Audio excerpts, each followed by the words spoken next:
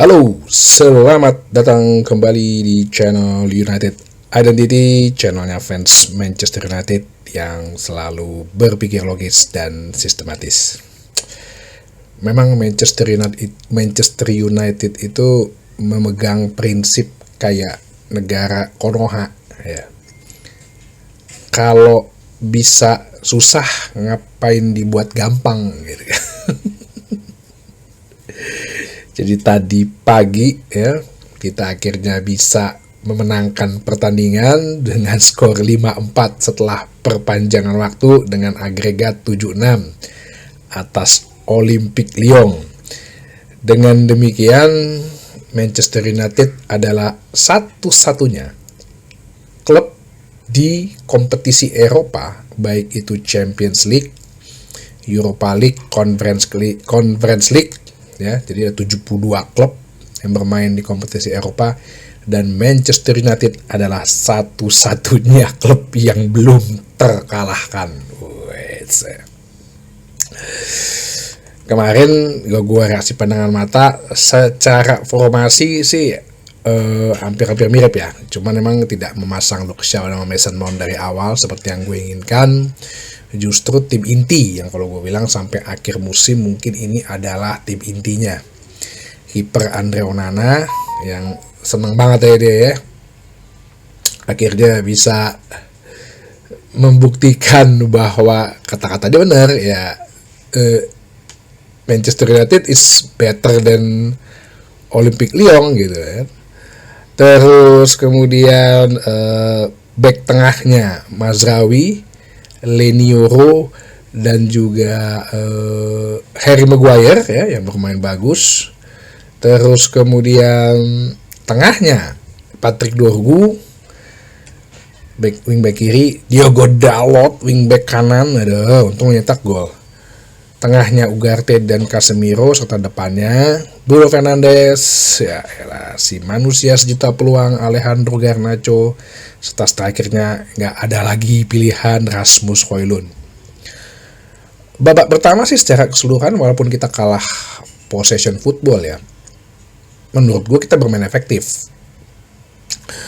Terbukti dari justru berawal dari long ball ya, bukan dari build up ya, karena mungkin Lyon itu menerapkan high pressing ya, garis pertahanan tinggi, akhirnya umpan-umpan terobosan direct ball atau long ball dari Mazraoui menuju Bruno ke Garnacho yang tuh pas di situ lagi agak beres, umpan cutback ke tengah kosong, ada Ugarte 1-0. Oke, gue bilang sih bisa nih kita tambah gue satu lagi lah. Ayolah, biar tenang, enteng gitu di babak kedua.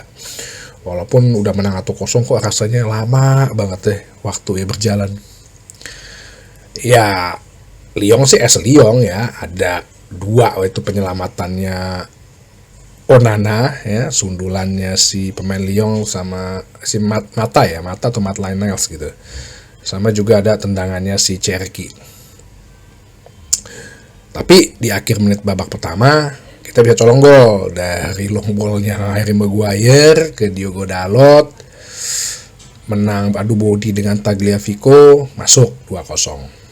Oke, gue bilang sampai menit 60 deh kita baru ada pergantian. Setidaknya kita jaga nih seperti ini, dan kalau bisa karena kita unggul 2-0, Lyon akan semakin ngepres, kita harusnya bisa ambil ball possession, minimal kita bisa cetak gol di 3-0 gitu.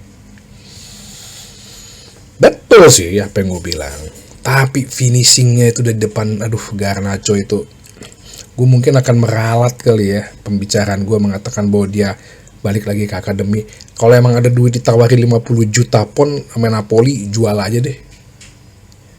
Banyak kok pemain-pemain winger yang kita tahu ya, yang sejak gue nonton Manchester United dan sejak nonton sepak bola punya bakat gitu. Ini bukan masalah dia udah mencetak 15 gol dan assist sebelum umur 21 ya, tapi lu lihat dong dari berapa kesempatan, dari berapa chance, dan dari berapa big chance. Kadang-kadang gue jadi kasihan juga sih sama Højlund sampai dia nendang tiang ya. Ya memang Højlund dia tidak bisa menciptakan peluang bagi dirinya sendiri, tapi dia juga tanda kutip tidak dilayani. Ya memang positioning dia suka jelek sih ya. Mungkin pemikirannya adalah, lo posisi lo yang bener dong, gimana mau gue passing sih ya. Tapi setidaknya udah menang 2-0, lo layanin dia dulu deh. Karena kan si pencetak gol adalah Højlund. Lyon justru menguasai permainan ya. Sampai menit ke-70 nggak ada penggantian. Waduh, ini agak beresiko juga nih. Sedangkan Lyon tuh udah masukin pemain tuh semua tuh. Udah 2 orang atau 3 orang, termasuk Lacazette. Akhirnya di menit ke-71 Tolisso ngegolin ya. Dari kemelut depan gawang, dari set piece yang selalu nggak pernah tenang, sundul-sundulan. Itu agak 2 gol itu sih gue bilang agak salahnya Dorgu ya. Dorgu ini baru gue perhatiin, ternyata emang gaya bertahan dia agak jelek ya. Gaya menyerangnya sih bagus, inisiatif menyerangnya, mungkin karena dia aslinya winger kali ya. Terus nggak sampai 6 menit lah, gol lagi mulai Tagliafico. Itu juga umpan lambung yang nggak bisa diantisipasi oleh Dorgu. Tagliafico first time udah keburu masuk sih sebenarnya, bola muntahnya baru disikat sama Lacazette. 2-2. Untungnya di menit ke-89 Tolisso itu kartu merah karena kartu kuning kedua. Oke lah, nggak apa-apa lah, perpanjangan waktu bisa nih, bisa. Kita kebobolan loh. Gue nggak tahu. Main 10 lawan 10 pemain, kita masih kehilangan possession football. Cherki masih bisa ngegolin. Nah itu gue agak benci ke salah Onana tuh. Onana mulai kesambat, bengong dan ngelamun. Gak apa-apa lah, lawan 10 pemain. Babak perpanjangan kedua, dapat penalti buat lawan. Yang itu memang penalti. Gue aku itu penalti. 2-4 di menit 104 ya. 109 ya, 110. Berarti masih sisa 10 menit lagi, 10-11 menit lagi ya, plus panjang waktu mungkin 15 menit. Memang sih menurut gua masuknya Mason Mount ya menggantikan Garnacho, dan kemudian memasukkan Eriksen untuk kreativitas, sama memasukkan Mason Mount ya. Memasukkan Kobbie Mainoo, itu menurut gue langkah yang bagus. Karena akhirnya kita memasang 2 striker nih. Banyak yang ngetawain sih. Ilah si Amorim malah masukin Kobbie Mainoo sama bikin Maguire jadi penyerang. Ya emang gak ada pilihan lain, gak ada penyerang lain kan. Hari Amas pun akhirnya mengisi posisinya Dorgu. Tapi baru gue cerna juga bahwa kenapa 2 itu yang dipasang, Mainoo dan Maguire. Karena satu, Mainoo dalam mengkeep bola, handling bolanya bagus ya. Ball keepingnya bagus, jaga bolanya dia bagus. Harry Maguire bagus di bola udara. Untungnya sih kita pertama dapat penalti ya, dan itu harus penalti sih. Kalau nggak penalti mah kocak banget itu si Casemiro ditendang gitu kakinya. 3-4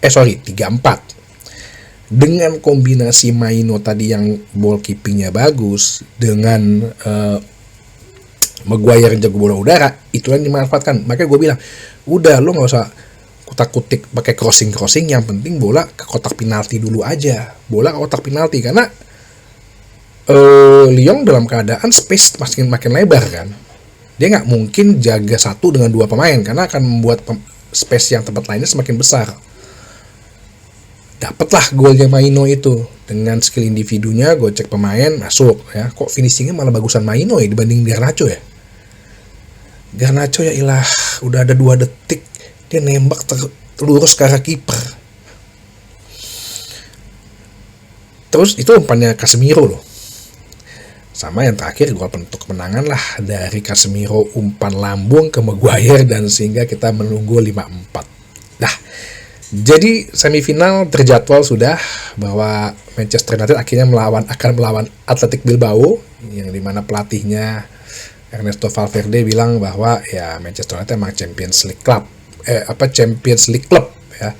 Mereka akan mencari jalan untuk balik ke habitatnya. Ya. Sedangkan di sisi lain semifinalnya adalah Bodo Glimt melawan Tottenham Hotspur. Ya, Bodo Glimt kejutan juga nih. Semoga bisa mengalahkan Hotspur nih. Ya agak berat juga sih lawan Atletico Bilbao, mungkin lebih berat daripada Olympique Lyon ya, apalagi si Nico Williams dan Inaki Williams bersaudara itu.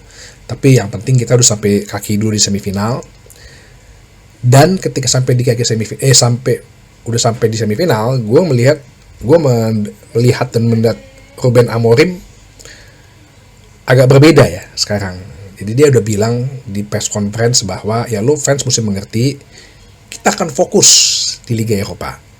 Jadi para pemain-pemain muda nih yang akan main di Premier League, lo harus mengerti itu. Persis seperti yang gue bilang, ya udah kita gas aja di Europa League.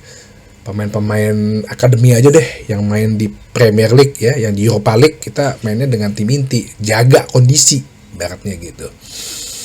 Dan Ruben Amorim udah mulai terbuka. Kalau kemarin kan dia hanya bilang ya kita maunya menang win by game, kita maunya improve ya kan. Sekarang karena udah di semifinal, tinggal 2 step lagi, ya dia langsung udah bilang bahwa gue mau fokus di Liga Eropa.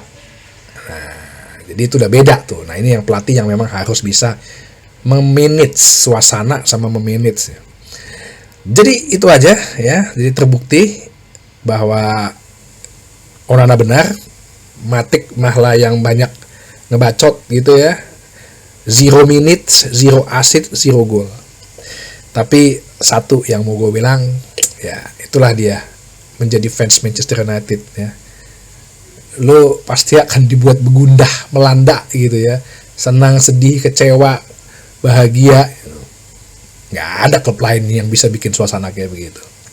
Football is bloody hell.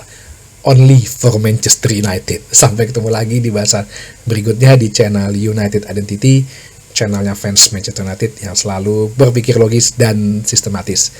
Terima kasih.